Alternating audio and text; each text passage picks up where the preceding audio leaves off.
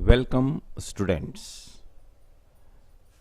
Class 10th trigonometry chapter 8.1 question number 2। Question number 2 आपको कहता है in figure find 10p minus cot r। Statement को अपने अच्छी तरह से देखना है। 10p माइनस कॉट r की वैल्यू आपने फाइंड करनी है। एंगल को ध्यान से देखना है, फंक्शंस के नेम को ध्यान से देखना है। यहाँ पर 10 और कॉट दोनों दिए गए हैं और एंगल जो है वो P है और दूसरे में एंगल R है। आइए फिगर देखते हैं। फिगर आपके पास है PQR और उसमें आपको ये दिया हुआ है 12 सेंटीमीटर PQ और PR हमें 13 सेंटीमीटर दिया हुआ है और इस प्रकार से फिगर बनी हुई है। आप इस फिगर को अच्छी तरह से देखें। जैसे राइट एंगल ट्रायंगल जिसमें हमें दो साइड्स दी गए हैं, तो पहले तीसरी साइड निकालनी पड़ेगी पाइथागोरस थ्योरम के अनुसार। तो आइए पाइथागोरस थ्योरम के अनुसार हम इसे थर्ड साइड को निकाल लेते हैं।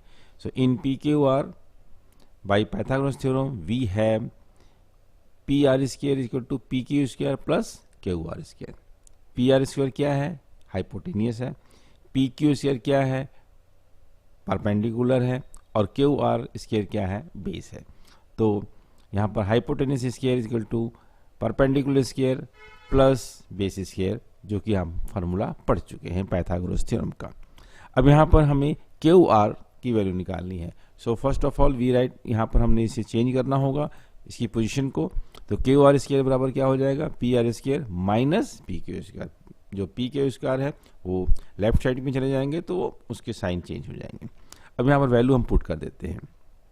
PR की वैल्यू हमें 13 दी गई है और PQ वैल्यू हमें 12 दी गई है। हमने दोनों की वैल्यू को लिख लिया।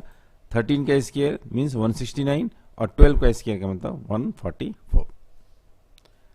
दोनों को माइनस करते हैं, this is 25 centimetre square. So QR की वैल्यू क्या हो जाएगी? Under root 25 that is 5 centimetre. तो हमने तीसरी साइड जो थी ट्रायंगल की वो निकाल ली है, दैट इज 5 सेंटीमीटर। अब यहाँ तक क्लियर हो गया। अब हमने क्या करना है? 10p और कॉट R का फॉर्मूला जनरेट करना है या लिखना है। हम जानते हैं कि 10p या 10 थीटा कॉमन एंगल के लिए हम थीटा लेके चलते हैं। तो 10p की p का फार्मूला क्या है और cot r का फार्मूला क्या है? तो हमें 10p पहले निकालना है राइट। और 10p की निकालने के लिए हम देखेंगे कि p के अपोजिट क्या है।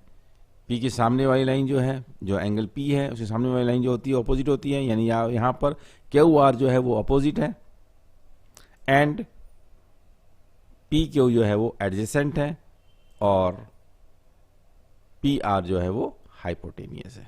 ये पहले आपको बताया जा चुका है। तो 10p का फार्मूला हमारे पास क्या है?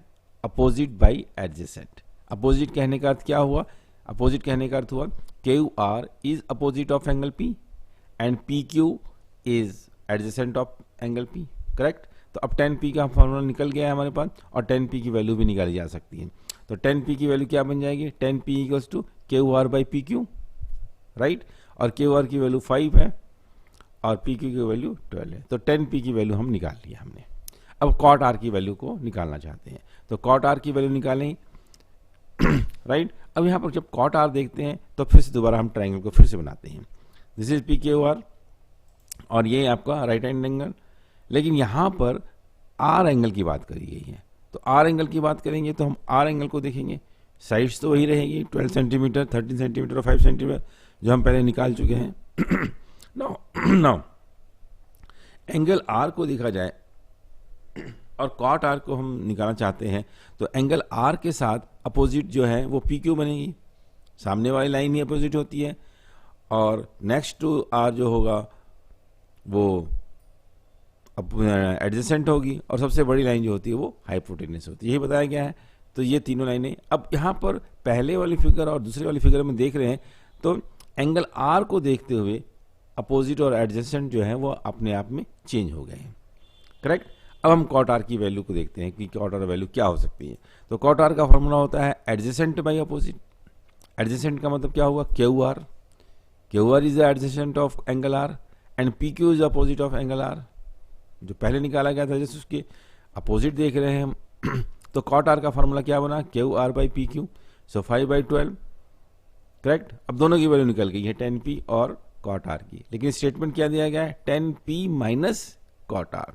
तो 10p माइनस कॉट आर निकालेंगे हम, तो 10p की वैल्यू 5/12 और कॉट आर की वैल्यू भी 5/12, तो दोनों 5/12 भी है और बीच में माइनस का साइन है, इट मीन्स दोनों कट जाएंगे तो 0 आएगा। So 5/12 minus 5/12 equal to 0 and this is the answer. So it's a very easy, very simple. अपने फार्मूले याद रखने हैं और ट्राइंगल को जब देखना है तो कौन सा एंगल दिया गया है उसके सामने वाली लाइन जो होगी हमेशा अपोजिट होगी। फार्मूले को बिठाएं और अपने आंसर्स को सॉल्व करें। करेक्ट, आपने फिर कॉपी पे नोट कर सकते हैं इसे। नेक्स्ट, अब आइए अगला देखते हैं। तो ये सब बनाने से जब हम बना चुके हैं तो हमें इसे क्या निकला, हम ट्रिगोनोमेट्री को किस प्रकार से समझें, आइए थोड़ा सा हम इस पर और आगे देखते हैं। हमने अभी अभी देखा कि 10p 5/r निकला और कॉट r जो है वो भी 5/r हुआ।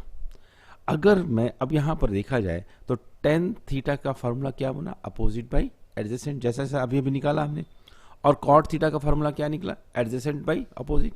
यहाँ पर मैं थीटा लेकर चल रहा हूँ क्योंकि थीटा कॉमन है, आने वाले समय में थीटा का ही इस्तेमाल किया जाएगा, इसलिए मैं थीटा लिख रहा हूँ। आप p भी लिख सकते हैं, कोई बड़ी बात नहीं है। तो tan theta opposite by adjacent और कॉट थीटा जो है वो एडजेसेंट बाई अपोजिट। अगर एंगल दोनों सेम है और tan और कॉट की वैल्यू निकालनी है तो हम देख रहे हैं कि tan थीटा और कॉट थीटा में आपस में कुछ संबंध बन रहा है कि tan theta opposite by adjacent है और कॉट थीटा जो एडजेसेंट बाई अपोजिट है, यानी इसका अपोजिट लग रहा है हमें।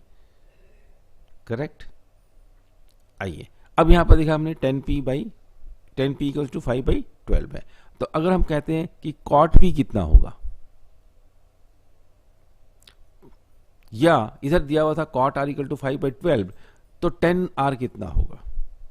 अगर हमें 10p दिया हुआ है और कॉट p ही निकालना है तो हम ट्राइंगल की शेप में जाने की जरूरत नहीं है, हमें अपोजिट या हाइपोटेनियस या एडजेसेंट देखने की जरूरत ही नहीं है। हमें 10p दिया हुआ है, कॉट p निकालना है, तो कॉट p जस्ट 10p का उल्टा होगा, एंगल सेम है, तो सीधा कॉट p इक्वल टू हम लिख देंगे 12/5। This is the technique, this is the tricks कि हम हर बार ट्राइंगल की शेप में ना जाएं, अपोजिट और एडजेसेंट को ना देखें और हम सीधा डायरेक्ट फार्मूला लगाएं कि 10p अगर 5/12 है, कॉट p निकालना हो तो कॉट p इक्वल टू 12/5 होगा, जस्ट उसका उल्टा होगा। कॉट r 5/12 है, tan r निकालना है तो tan r इक्वल टू 12/5 होगा, जस्ट उसका अपोजिट। याद रहे, एंगल सेम होना चाहिए। अब इन दोनों को देखने के बाद हमें क्या नजर आया, इट मीन्स कॉट p जो है वो अपोजिट है tan p के, cot p is opposite to tan p, so we can say कि tan p equal to 1/cot p। तो हम कह सकते हैं कि tan p जो है वो 1/cot p है। कभी कभी क्या होता है, जब ये सम बनाएंगे तो हमें वैल्यू दी ही नहीं गई और 10p बराबर लिखना है, तो 10p का एक फार्मूला बन गया, 10p equal to 1/cot p, या 1/cot p दिया हुआ है तो हम उसकी वैल्यू मान लेते हैं 10p, तो cot p equal to 1/10p। In the same way अगर हम दूसरी तरफ देखें तो cot r जो है वो अपोजिट है टू tan r के, तो हम यहाँ पे भी कह सकते हैं कि जो tan r है वो इक्वल टू 1/cot r और cot r जो है वो 1/tan r होगा। याद रहे, एंगल सेम होना चाहिए। Very much clear. तो हमें अगर tan p या tan थीटा दिया हुआ है तो cot थीटा निकालना हो, जस्ट उसका हम उल्टा कर लेते हैं। तो टिप्स ऑफ द डे हमें क्या मिला, हम अभी इस टॉपिक को देखकर क्या हमें निष्कर्ष निकला, हमें ये निष्कर्ष निकला दैट इज, जिसे हमें हमेशा याद रखना है कि tan theta equals to 1/cot theta. ये फार्मूला आपका एक याद करने के लायक हो गया, या cot theta equal to 1/tan theta, इसी का उल्टा। तो ये याद रहेंगे, इस फार्मूले को आपने याद रखना है। This is the tips of the day. Okay, thank you very much.